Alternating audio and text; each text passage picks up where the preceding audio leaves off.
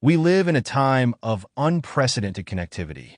Technology has bridged oceans, blurred borders, and made it easier to keep in touch with people on the other side of the planet.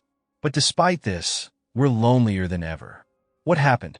We've traded depth for breadth and left ourselves with more contacts, but fewer real connections. And that's nobody's fault but our own. We blame it on our packed schedules, on our mistrust of others, or on feeling too exhausted to reach out. But real friendship is like a muscle. It strengthens through use and atrophies when neglected. The truth is, friendship is a resource, a fundamental building block of a fulfilling life. When it's missing, a vital part of our well-being crumbles.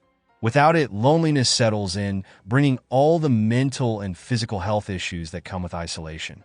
But here's the catch. We often expect others to be the friends we want, while we fail to embody those qualities ourselves. We're so quick to lament that nobody reaches out, yet we forget to pick up the phone. We want others to be there when we're down, but don't consider what we bring to the table. It's a two-way street. Michelle Obama, one of the world's most admired figures, still holds the same friendships she had in her youth. She beautifully articulated that friendships are built on 1,000 small, kind acts swapped back and forth time and time again. True friendship isn't just about being present when someone needs you.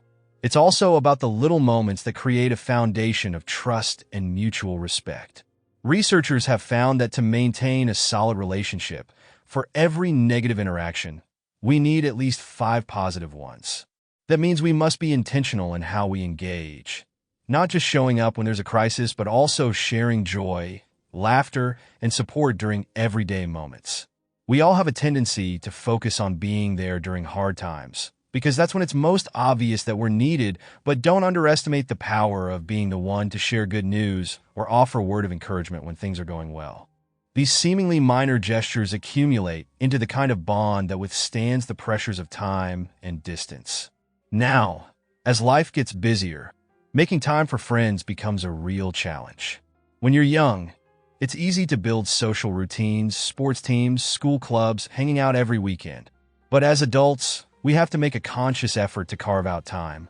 Scheduling regular outings like golf, brunches, or simple coffee catch-ups every few weeks might feel tedious, but it's what keeps friendships from fading.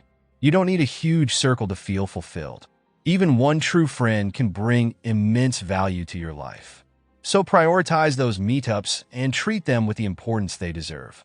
Remember, when your calendar fills up with work deadlines, family commitments, and personal projects, time with a trusted friend isn't just another to-do.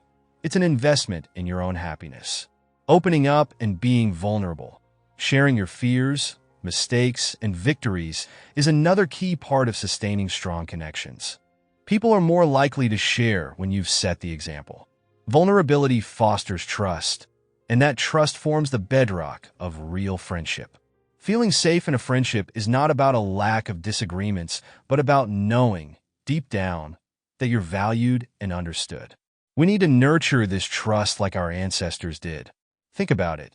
For thousands of years, survival depended on our tribes, the people who would watch our backs while we slept. That sense of security, knowing that someone is there for us, is still crucial. It's what keeps us sane in a chaotic world.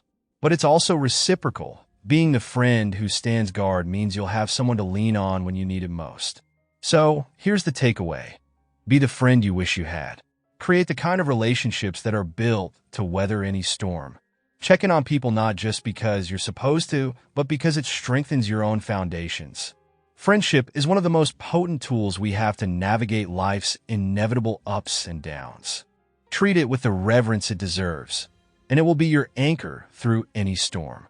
Because one thing is certain, life will challenge you. When the dark days come, and they always do, you'll want your tribe by your side. You'll want people who see you for who you are and still choose to stand beside you. You'll want a circle that offers not just solace, but strength. Be that for others, and you'll find that you've built it for yourself. Until next time, keep showing up and be the friend you need.